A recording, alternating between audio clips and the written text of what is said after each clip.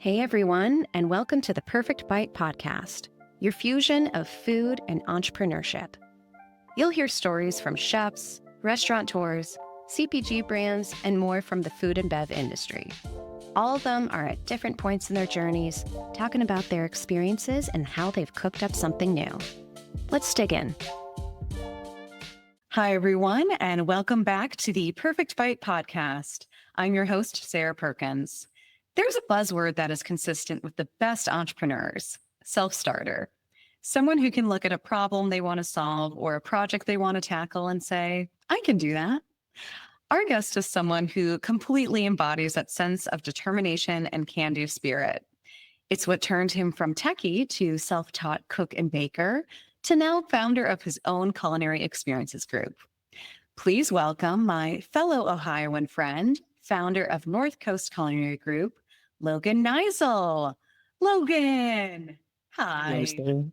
How are you? How are you doing today? I'm great. I get to chat with you. It's a beautiful fall day in Columbus. You're up in Cleveland. We need to finally meet in person. I love meeting fellow Ohioans who love food. Definitely. That drive's not too far. And I know Columbus is a quite growing scene, so it's lovely down there. But yeah, I would love to have you up here in Cleveland too. Yeah, you guys are growing. I mean, you guys have so many amazing folks, including yourself. I can't wait for everyone to hear your story and all the things you're working on. So let's take things back to the beginning here. When did you first fall in love with food? What were your favorite foods as a kid growing up? What was eating really like in your household? Sure. So growing up, food for us was more sustenance than it was like an art form or creativity side of things. I can't necessarily say that I grew up in a foodie household, so to speak. I can say, though, that food was an opportunity for my family to come together every night. My parents made sure that we had a family meal. A lot of times that was kind of a meat and potatoes kind of dish, but they made sure that we took the time to get together and actually have that. So I'd say my own kind of passion or love for food really just started recently. I've only been cooking for, I'd say, the last 2 years or so. So while it's a very recent kind of passion, it's definitely one that has been an intense burning fire. And so I love what I'm doing now. And while it wasn't necessarily something I expected, it's absolutely rewarding and something that I'm thriving in now. I mean, for real, no one would believe that you've only been cooking for 2 years based on what they see online, what they taste in person. It's just absolutely incredible. You have art on the plate for sure. Thank you. Thank you. No, I do try to, I think, because I didn't spend a lot of time in the food industry, I think that I have a different way of going about things, or can maybe have a lot of curveballs that come out. Yeah. But I'm glad to hear that that actually comes through, and that it's not just somebody throwing ideas on the plate, that it actually is a cohesive thought, and that you can kind of see the way that I'm trying to get things across. Yeah. And sometimes you test, sometimes things work, sometimes they don't. And it's like you said, all about just trying and getting it out there. Tell us a little bit about what brought you here today. What was your career journey like before food? What really inspired you to make a change? Sure. I had gone to college with the idea of getting out, getting into the corporate world and living that life for 30 plus years. Yeah. I graduated with a degree in psychology and came out with a minor in HR as well. So recruitment became the profession that I got into. While I was there, I was actually recruiting people for tech jobs, people in IT, people in financial tech. And after looking at some of the job descriptions and definitely after seeing some of the salaries, I thought, maybe that might be a little more lucrative than what I've got going on. So a lot of it was self-taught. And as long as you're a self-learner and you're able to develop your skill set, getting into tech was something that was available for a lot of people. So I did the homework and did the research, taught myself Excel, got into a new company where I was able to kind of build out the business intelligence unit, and got into management through that. So I got to a point where, being in the tech salary, it was really easy to just get DoorDash every single day. Yeah. About 2 years ago, like I said, it became a thing where I was doing it so often that I said, you know what, this has to be a New Year's resolution. I've got to buckle down here, get more disciplined, and start cooking more at home. Not out of a desire to get into culinary world, but just more so to avoid eating the fast food that's pinging me every night at 7:00. Yes. So they started doing that, and within a month, I was complaining to my boss at the time about the kinds of foods that I was cooking. I only really knew how to make chicken and rice and bacon, egg, and cheese sandwiches, very basic things. And she turned me on to Julia Child's The Art of French Cooking. And that Oh, cookbook for me was a really big eye opener for me. The first two chapters of that book don't even go over recipes, don't talk about memorizing ingredients, which is what I had always assumed that cooking was, just more so like training yourself on flashcards or playing chess more so than having some kind of creativity in it. yeah. But the first two chapters of that book deal with the economy of the kitchen, how to source all of your tools, what kind of materials you need, what they do and why they're important, as well as looking at ingredients, understanding what an acid does versus a fat versus your proteins. And that for me was kind of catalyst or the aha moment of, oh, what I'm doing in my day job, this very analytical, like sit back and think about things, is actually very similar to what people are doing in the food world and in the culinary world. You have this idea that you want to see, but you also have a set of rules or parameters that you work within. And so you are creative within the box and able to kind of, what's the word I want to look for? Follow a beaten path, but still be creative while on it. Yeah. And so it's a lot of fun. And because of those parallels, I kind of picked up cooking very quickly. And it just became, like I said, a resolution that turned into a side project and a hobby and then a hustle. And now, like you said, is my full-time job. Incredible. And in just such a short time, too. It's almost like you got that spark of you're using one side of your brain, right? You're pragmatic, you're analytical, you're focused on data. And then you saw, well, what happens when you combine that with artistry and the culinary arts and feeling like you can take your creativity to a whole other level. So it sounds like it just really, like it was like a really poignant moment thanks to Julia. Yeah, no, absolutely. And like you said, it was something that I wasn't really expecting. I didn't realize that I had this kind of like right brain itch that was going on. But as soon as we started feeding that fire and building up from that initial inspiration or spark that we had, it definitely has just taken off from there. So a lot of fun. And Yeah. Did you ever grow up like, were you ever artistic as a kid? Did you ever do anything in those different fields that you feel like led you to how you create today? so I sang in school, so I can't necessarily say that that translates over per se, but I can say that there's always been a desire to be creative. Even whenever I was in my analytics role, a lot of what I was trying to do was focus on the front end, the appearance of the dashboards and the way that the information would be consumed, because I knew that communicating things through the visual is a very important part, both of data analytics and now of the culinary side of the world that I'm in. And so figuring out how that spark kind of moved from one medium to another was Yeah. really the kind of driver behind that. That is so cool. It's like you took UI, user interface, and you applied it to the plate, which I don't know if I've really ever heard that before. That's such an interesting way of thinking about things. It's a lot of fun. And I think the blend of art and science is where I like to sit. I think if it was all right brain, I probably wouldn't. I'd be itching for some of those numbers and some of the business aspect side of things. But on the flip side of things, we definitely saw what happened once I finally did get some of that creativity. So yeah, I'm very, very happy with the kind of balance that I've got going right now.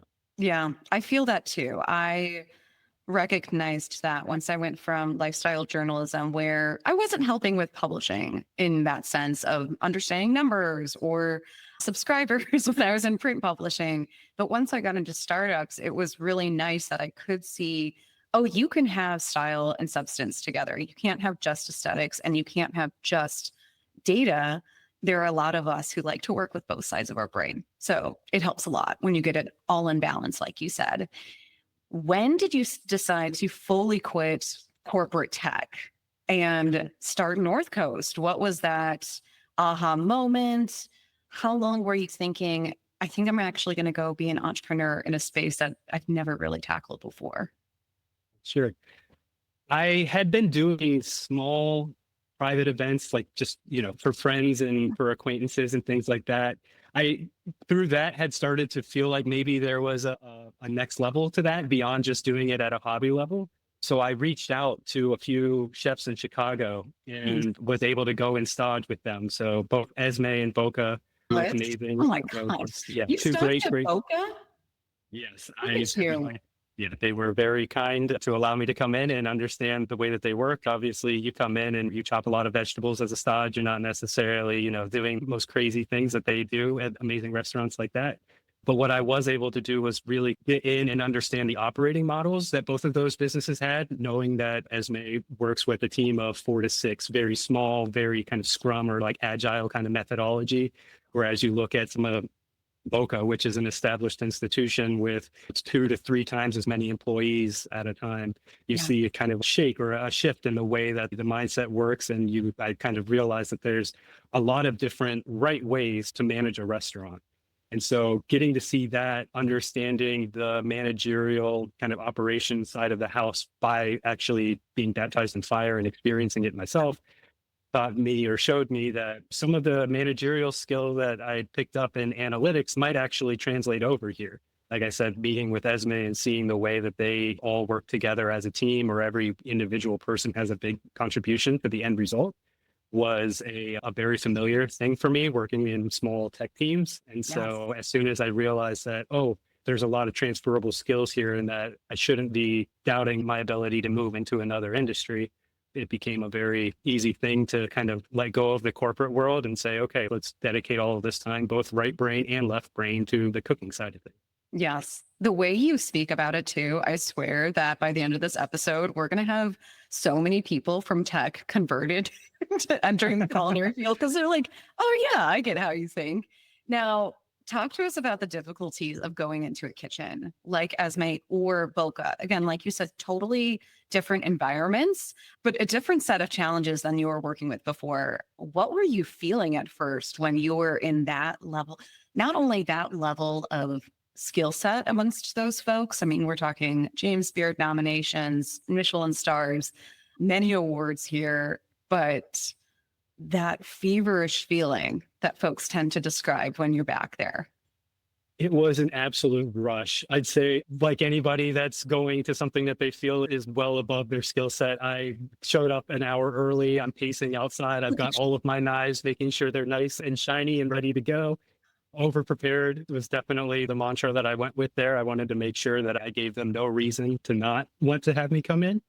But what I realized very quickly was the speed and the precision that goes into executing as a cook on a day-to-day basis was by and far well beyond what I could teach myself in a home kitchen. So, for me, I chop one onion a day. And so it's very easy to slow down and make sure you get perfectly square brunoise out of those vegetables. But when you go into another arena where, you're feeding 30 plus people, multi-course dinners every single night, or even more than that on the Boca side. Oh, yeah. Figuring how you scale up that skill set, whether it's by just improving your technique or by bringing in a larger team and more employees to help tackle that workload, was something that I really picked up and something that I said, like, well, this is new. This isn't necessarily something that I see in all restaurants. Even if, as I come back to Cleveland, I think it's something that's kind of unique to that fine dining or the kind of Michelin star style cooking. And it's definitely something that I said, I've got to make sure that I bring this back with me.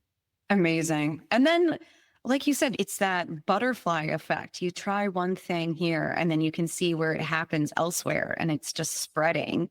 And so you're bringing that level of high quality elsewhere. And I always like to hear that there are other cities, love Chicago till I die. One of my favorite food cities, of course, but I want people to understand that the Midwest is not just flyover states, that we've got people who are doing incredible food here and that you should stop and actually make it a destination. So you were doing some studying at home. You were testing with friends and family. You were judging. So it's almost like your internship, your apprenticeship.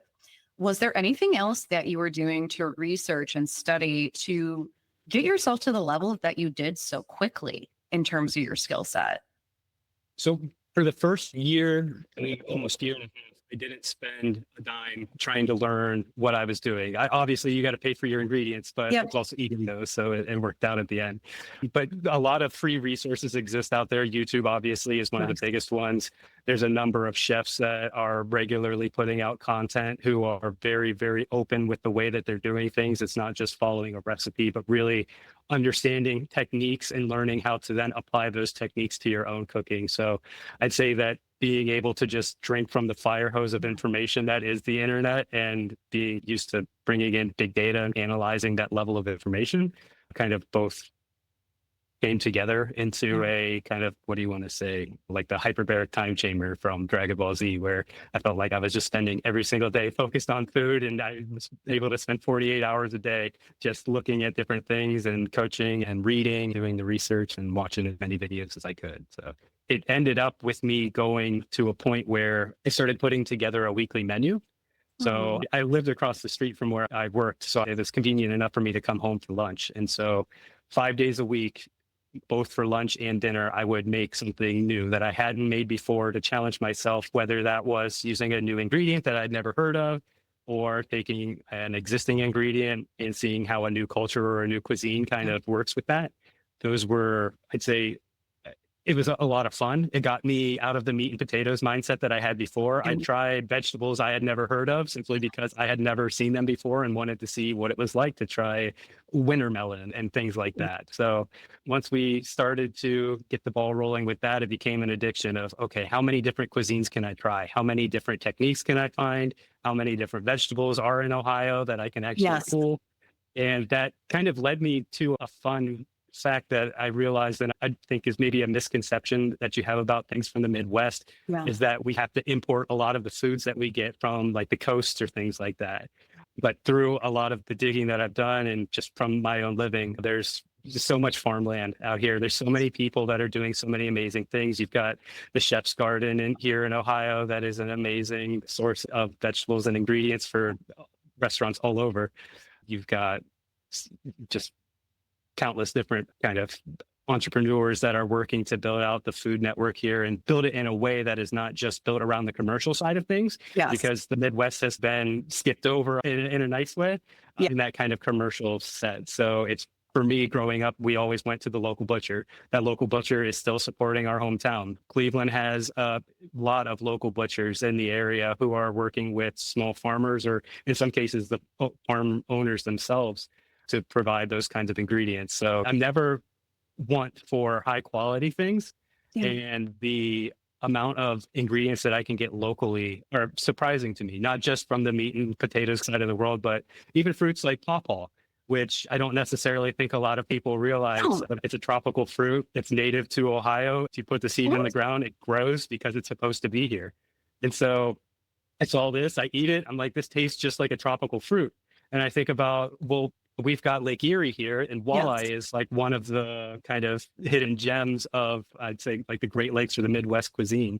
It's a white fish that is native to the Great Lakes and has a beautiful, delicious flavor. So as soon as I thought about these two things, I'm like, oh, I can do like a tropical fish dish using only ingredients from Ohio.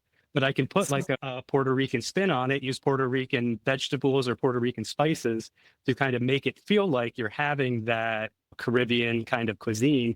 But then, oh, surprise, actually everything that you're having is local and very fresh and didn't have to travel halfway around the world to get to your plate. Holy cow. I just learned so much in everything you just said.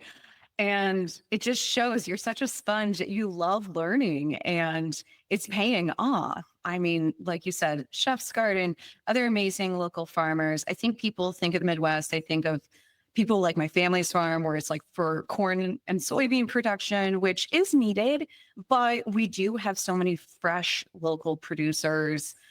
I was just thinking about it earlier today. There was a stat that came out that now like 86% of meals that people are eating are home cooked right now, just because of how expensive things are, inflation plus tariffs plus everything else going on. So it's awesome that you researched and now highlighted people who are local so that we can say, okay, great, let me figure out how to support them. And then I'm eating in a way that feels intuitive.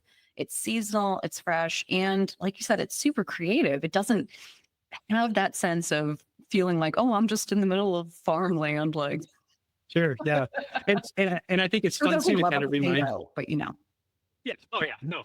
Boil them and stick them in a stew, right? There's always different ways Yeah. to do that. But I think that the fun part about being in the Midwest is being able to, like you said, remind people of some of the Oh, things that we have available here. yeah. We have access to both coasts. So for me, a lot of what I do is I blend Italian and Japanese cooking together. Those are kind Ooh. of the two that I've landed on. And I try to do it with some of the local Ohio or like local ingredients that I have available to me. So it's convenient to be here in the middle. We can very easily get shipments and things over from like the Japan and the China area Yeah. through customs and then obviously over to here. And then anything from Italy or anything that I need from Europe is available through New York. So yeah, we landed at a nice place I know. for access to things like that. Yes. And I'm excited for food supply chains to just get even better. There's some folks we've had on the podcast who are working on this. And I just feel like it's nice to talk about these things because even though things feel very difficult right now, especially when it comes to food, agriculture, hospitality, and the challenges that are faced, that so many people want a better future in those areas that it's like we're just kind of working through the slog. And I think we can get through. I think we can all recognize that food from the earth, food from our areas in the seasons, we can all be really creative with it. And I feel like the top chefs say this too. It's always just like simple is best, right? Like, yes, you can add some really interesting spices to something, but just keeping a few ingredients in a dish, you can do something really special. Definitely. And I think that's something too that kind of echoes across the Italian, the Japanese, and the Ohio things where it's, the food is amazing. If you put in the time to put it together and you keep it local and you get it fresh and in season, really all you have to do is just get it to the plate without screwing it up. And so a lot of the style of cooking that I'm trying to do is just, I can screw up pretty badly sometimes if I'm just not paying attention. oh yeah, no, that's why not everything makes it to Instagram, right? So no, but it's a lot of fun to be able to find those ingredients and then to take a recipe and say, okay, I've got all of these ideas. I'm new. So a lot of what I'm trying to do is figure out like how many different things can I jam pack into this one dish. But then I take a step back and I remember my roots and the two cuisines that I really pull from. And it's less about what can you add to the plate and how much can you take away before you lose the core of what you see there. And so while a lot of what I do maybe starts out as like a hectic plate with a lot of different components all together, by the time it actually makes it to one of my ticketed events or any of my private chef courses that I do, it's been refined, it's been dialed back. And really what I try to get across is just those few flavors or those few techniques that I really want to showcase and make sure that they don't get lost in the hustle and bustle of everything else that's going on there. Yeah, you edited it down so that people aren't going to get too overwhelmed and they can focus on whatever the stars that you want to have in that particular moment. Right. So Definitely. speaking of Instagram, this is how you and I met. I was scrolling and it was somehow recommended to me. I stopped in my tracks of scrolling when I saw your beautiful shortbread cookies with isomalt in them and these edible flowers. It looked like the most beautiful, like stained glass cookie I've ever seen. What did you find inspired you to also be working on pastry at the same time? So some people tend to lean into one side or the other. What made you say, I'm actually going to master all of these at the same time? So I can't even say that it was a goal or something that I intrinsically made an executive thought to actually go and do that. For me, food is an art form. Yeah. And so whatever kind of form it needs to take is ultimately what I try to do. So for the shortbread cookies that you're talking about, I call them my Canestrelli Finestra or window shortbread cookies. That idea came about from a trip that I took to the Cleveland Museum of Art. There, they have an amazing exhibit of Tiffany glass, which was a really big innovator in the glass space in the turn of the century, early 1920s, kind of Gilded era. It was a hallmark of kind of Cleveland's creativity. And so I'm looking at that and I'm going online and I'm looking at all of these old Northern Italian ingredients and all of these old recipes. And I come across the recipe from the 1500s for these little shortbread cookies. And they've got a little hole in the middle. Yeah, that's the fun part about what I try to do is the farther back I go, you start to realize like there's a lot of food that has just been left to kind of decay in the corners of time. And so as much as I try to dig in and kind of understand the history of where I'm at, I try to understand the history of the cuisines that I'm pulling from too. And so for that cookie, I saw this opening in the middle. I saw a window And what goes in a window but glass? And so I spent some time trying to understand, like, what can I do to make this happen? I knew that stunt glass was edible or something like that. So I spent some time digging into it and came across the isomalt setup and the whole sugar crystallization temperatures and things like that. We practiced until it finally came together. And sure enough, the idea had enough legs to actually come out in reality. So super happy with the end result. But it was never a case of, oh, I want to make a shortbread cookie with this kind of thing, or this was my end goal. I just knew that I had this kind of this artistry or this kind of artisan skill set that I was really proud of from my local area. And this really antiquated recipe that isn't being modernized by anybody, and putting them together kind of allowed it to be something new, but also something familiar as well. And I think that has been a hallmark, or something that I really want to push into my dishes, is that, yeah, while I might have like a modern kind of presentation to things, a lot of the flavors or the techniques that I pull from it's the same old school flavors that you get whenever you go to Italy and you have your traditional pastas, or you go to Japan and you have your ramen. So a lot of fun to see those things manifest in food, but even sometimes I don't know where they're going to go or what they're going to end up being. This is incredible. So how did you even find that recipe? What resources are you using to go back that far? I don't think I've ever, outside of Norman Van Aken, I don't know if I've ever heard someone who really loves to go back that far in history to get inspiration for ideas like that. I had realized that the farther back I go, the more isolated different cultures and cuisines become from each other, especially if you go pre-Columbian. Because I'm like, what was Italian cuisine like before tomatoes? It's such a hallmark of what they do. Yeah. And so in that, I started digging into understanding, the way that pasta even started. Where did that come from? And it became almost like a challenge to myself to say, like, how deep can I go? How far back can I go? And what was interesting to me was the farther back that I went, the more alike and more parallels I saw between different cuisines with Italian cuisine. If you go all the way back to Roman times, you're seeing a lot of kind of preserved meats or salted meats that use some kind of a bacteria or some kind of a fungus to help to keep them food safe and allow them to be stored. You go to Japan, you see a very similar thing happening. The kind of bacteria that they're using is definitely different. You've got koji going on over there versus like your yeasts and your Roccaforte bacteria is going on in Italy. But the idea of having these kind of aged, preserved deli meats or katsuobushi style kind of things is a central part of both cuisines. And so, like I said, the farther back you go, the more that you start to get to just the raw kind of form of that culture or of that cuisine, and you see what they were doing before they got influenced by other people. And by seeing that kind of unmitigated or that unadulterated cuisine, you can see maybe what they're doing isn't necessarily unique. It's unique to their area, but it's not unique around the world. And so as we've now gotten past that pre-Columbian, now we're post-Columbian, obviously everybody's eating tomatoes all around the world. We've got now, with the rise of the internet, globalism happening. I think that what we're starting to see is some of those unique things can be, again, lost to time or just lost in the shuffle of all of the communication that can now happen. I mean, I can get on the phone and talk with somebody from Italy and with no problem. That makes it a lot harder for me to develop something completely independently from other people. And so being able to go back in time, identifying those independent things and those things that really made each cuisine kind of unique, I think is a lot of fun. It's some of that detective work. And then as you start to come forward in time, you start to realize like, oh, mantecotta is a very core component of Italian cooking, that the way that they build their pasta sauces.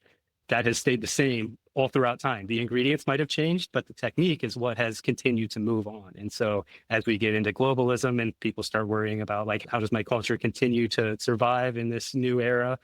Going back to those things that have been the core of what has existed since it began.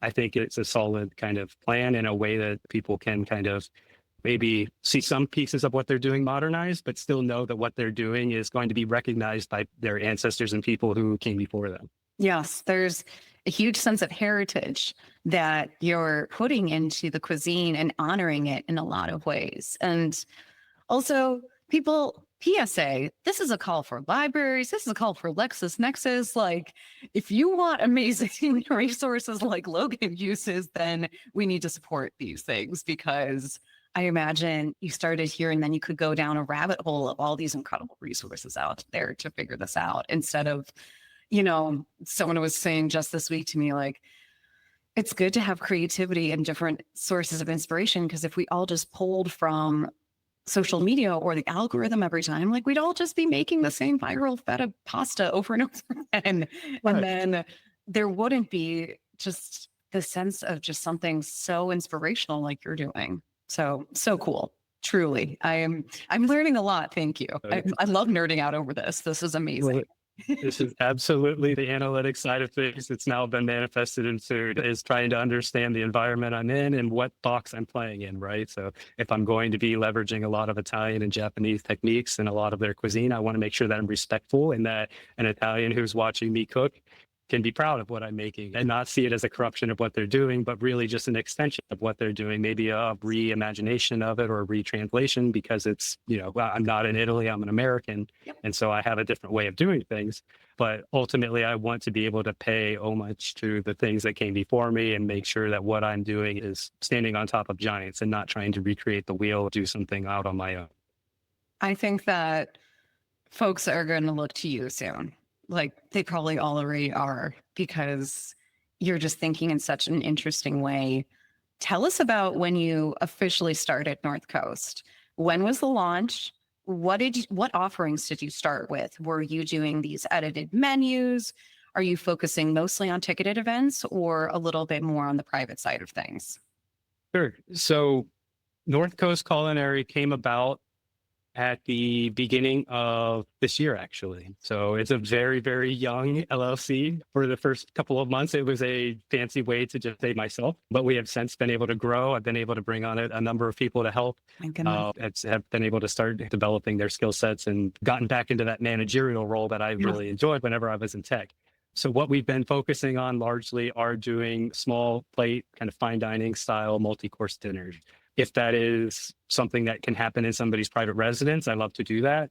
However, I do really love the draw of being in an environment that is kind of set up for that fine dining kind of feel. You've got the atmosphere when you come in, you're like, oh, wow, this is a beautiful place. And then the food that comes out should be just as beautiful as the atmosphere, and the service should just mirror all of that. So for me, I really enjoy doing the pop-ups, going to different places around the city and being able to bring my cuisine in different formats and at different price points to different groups of people. But I also won't shy away from doing the private course dinners as well. At the end of the day, I do want to make sure that this isn't just an art form, that it is a business that I'm able to maintain, and definitely working with private clients is something that we've found to be a great way to find that balance between the art and the business side of things. Yes. So speaking of business, what are some of the biggest lessons that you've learned in this last year alone in terms of how food operations work? So very different types of margins than coming from software. Absolutely. Yeah. We're learning about the 30-30-30 rule was something, and not being able to just sell a license, actually having to recreate the dish for each individual person, I think was a challenge that I didn't fully appreciate until we got to the point of scaling it beyond just a handful of people and trying to bring in other people. Some of the dishes that I do on my own, it's a labor of love, so it can take a long time, or I can have a lot of individual mini parts.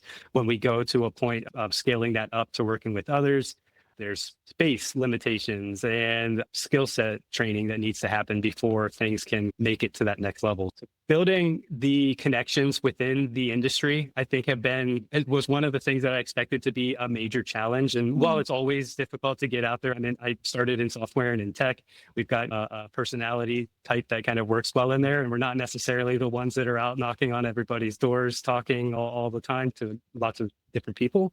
But getting that mentality and getting into that mindset of building my network and learning where I can go to ask questions was a big thing. I'd say that especially in Cleveland, we've got a group of young chefs who kind of have this undercurrent where we're really trying to see not just one person be successful in our market, but really push the Cleveland market into that next level of saying, like, we are a foodie area. Here's what we're doing. And here's a whole host of chefs that are all kind of part of that. Yes. It's something that I was able to tap in very early on. And I can't say enough good things about the people here in Cleveland. The support that I've gotten from existing chefs, people who have been doing the pop-up circuit themselves, all the way up to people who have 3 to 4 restaurants and multiple James Beard nominations. Everybody is so humble and so willing to take the time to talk with new people, explain how they did what they did, and also caution about the pitfalls that they fall into. And so the sense of community that I found here and the amount of support really that just comes from the Cleveland market is, while it was originally something that I saw as a challenge, has become almost a driving factor behind why I'm staying here in Cleveland and why I want to do food here. I've been to New York, I've been to Chicago, and you definitely have there's some competition that can happen in established markets, but because we're new and because everybody here kind of wants to get out of that crab in a bucket mentality, you see a lot more humility and willingness to reach across the aisle and a lot of collaborations that happen, and both with chefs, but also with distributors. I've met distributors who have put me in contact with other people because they thought we had similar mindsets. And so just being able to leverage the people aspect of the Midwest and that Midwest nice mentality is definitely something that has turned what should be a challenge into almost a kind of an asset for me. Yeah, 100%. And I think that's this misconception that people have about hospitality is, oh, a chef must be mean and yelling and just be a perfectionist. And truly, I don't know how many of those people I've come across anymore. I think that culture has changed so much. It is the group of the nicest, hardest working people in the world, I think. And so it's nice to hear, especially too in Cleveland, that everyone's just trying to lift each other up. We've got we've got your peer Vinny Semino over at Cordelier, who just got named Best New Chef by Food and Wine this last week. What are some of the other partners that you're working with or have worked with? Sure. So there's a strong effort to revitalize the downtown area of Cleveland. And so in doing so, I've been able to partner with a hospitality group that is looking to create a new cocktail lounge. And what I'm doing now is kind of menu consultation for this group. So while I'm not there cooking on the day-to-day, what I am able to do is work with them to figure out, you're going into this Playhouse Square area, you're looking to revitalize, you're shaking the rust off of the Rust Belt. Yes. Do you want to see what's underneath there? Do you want to just completely erase what was there before and build new? Or would you rather just leverage what has been here before and build on the bones of what existed before? And so this group is very much in the mentality of Cleveland has its heritage and it has its history, and we want to be able to bring that forward.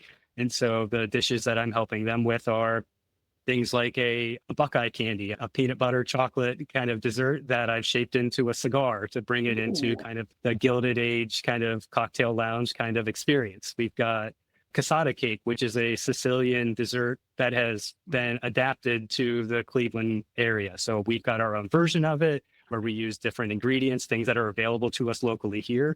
And so through the research and through learning what we had available, I said, this would be an awesome thing to be able to show off. There's a handful of kind of staple businesses in our little Italy here that have cassata cake, but there's no one downtown that's doing it. So being able to pull that history and show it off and update the visual so that it's small and pretty and sexy and fits what everybody wants out of their modern food is a lot of fun. So. Yes. I mean, you recently posted on your Instagram this panna cotta in the shape of a bust, like you used a mold or something. Truly your food is art. It's just so insane. And did you find that you had to practice with your platings and with your presentation to get it to the level it's at, or did that come pretty naturally to you? Because you're also great at just how you even present it on Instagram. It's very clean. I appreciate that. I think a lot of the corporate environment that I've worked in, I did analytics for a marketing team. So I was very aware of how the visual was supposed to be. I understand the 30, 45 degree angles and the sweeping shots and how to pull that together. So I'd say a lot of that kind of visual impact or that side of things has come from my tech career, as randomly or as maybe unintuitively as that seems. But when we get down to the individual presentations, the panna cotta bust, for instance, we have a painting in the Cleveland Museum of Art that was also recreated in Playhouse Square. It's a painting of a muse named Erato. She's a Greek muse of lyrical poetry. I saw her showing up in 2 different places in Cleveland, 2 of the places that I really consider to be the cultural epicenters of our city. And I thought there's got to be a way to bring her into my cooking. I love panna cotta. I realized that there are older recipes for panna cotta that don't use gelatin, that use like egg whites as their stabilizer. Ooh, really? Okay, And good to know. in doing that, using egg whites actually allows you to bypass some of the limitations of gelatin, which would be like freezing and unmolding and still being able to hold the shape. Yeah. So I'm thinking and I'm seeing I've got this muse. She's bouncing around in my head. I don't know where she's going to land. I've got this panna cotta recipe that I learned, oh, I can shape into different things. I've got the idea of, Roman sculptures and trying to bring some kind of other artisan skill set into my cooking. And it all culminated in that panna cotta bust, or the muse dessert that I do. So it's a lot of fun. That panna cotta kind of central bust is the major piece that doesn't change. But then around it, we have two different sauces. One is like a confit and the other is a simple syrup. And the flavors of those change over time as we go through the different seasons. So as we get into spring, you're seeing strawberries and rhubarbs. As we get into winter, you're seeing more like ocean dark cherry. So it adapts, and I'm able to adjust it over time to be seasonal. But the kind of central motif or the underlying kind of presentation still is able to hold firm. Incredible. What are some of your other favorite dishes and menus that you've done for events so far? So the dishes that I'm most proud of are the ones that take an artisan craft from one of my influences and reimagines them as food. So we talked about the glass, being able to take glassworks and turn that into an edible thing. Origami is another one that I was really interested in. I said, we've got all of these pasta shapes that exist. Yes. I'm seeing people do 3D printed pasta. Surely there's got to be an intermediary step between, agnolotti and 3D printed shapes. And after doing some tinkering with different pasta formulas and different hydration ratios, we finally got to one that had a texture that allowed me to fold it and for those folds to stay sharp.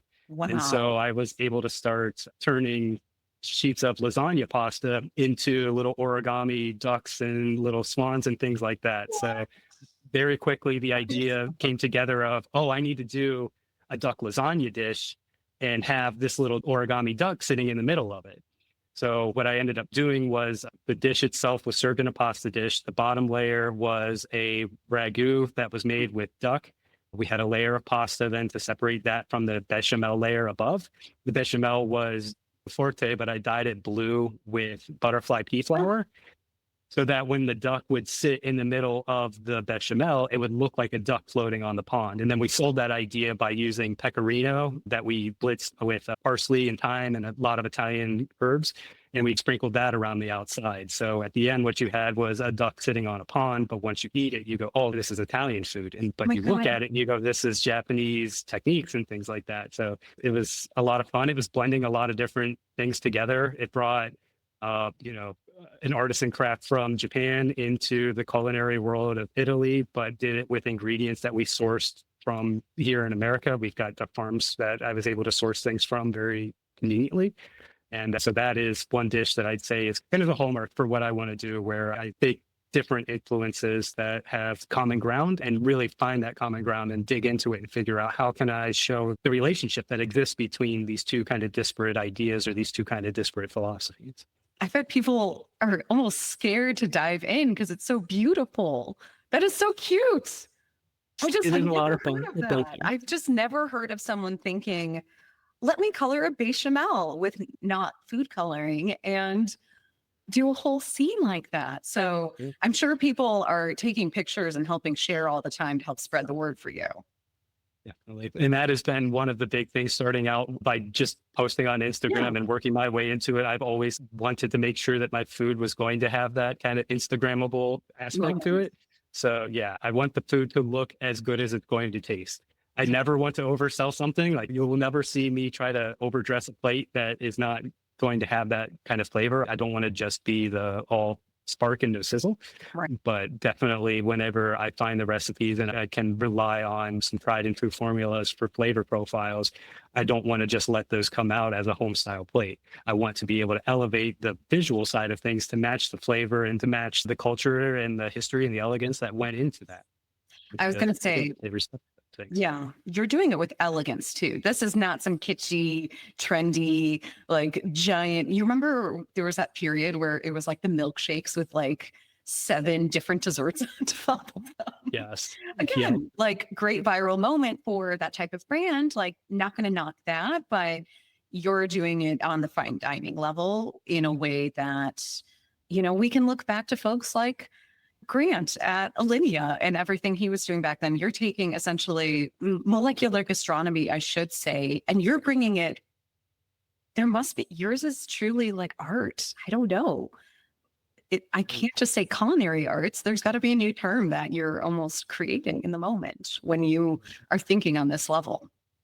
I really appreciate it. At the end of the day, it all gets eaten and it all goes away. So, we put a lot of fun into it, and we can always kind of talk about all the thought that does go into it. At the end of the day, my goal is, like with anybody that is cooking, is to ultimately give that amazing experience to the guests and make sure that they walk away with what they expected.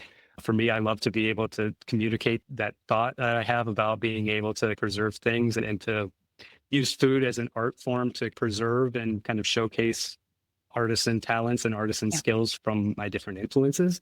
But if my guests aren't interested in the kind of flavors that I'm putting out, I will absolutely figure out what I can do to make sure that I'm meeting my guests where they expect to be. Well, I'm sure every plate is still looks clean.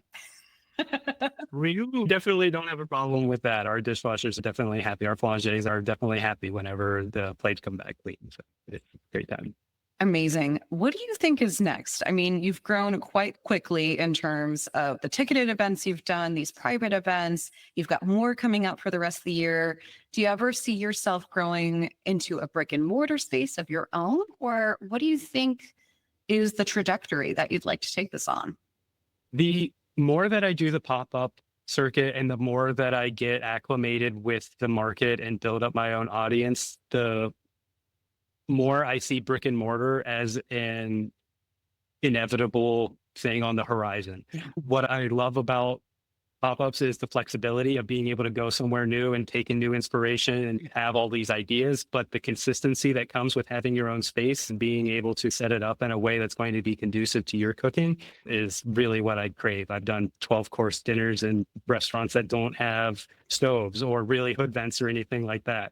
So not having to be creative about the menu and just being able to have that space dedicated is really what I'm after.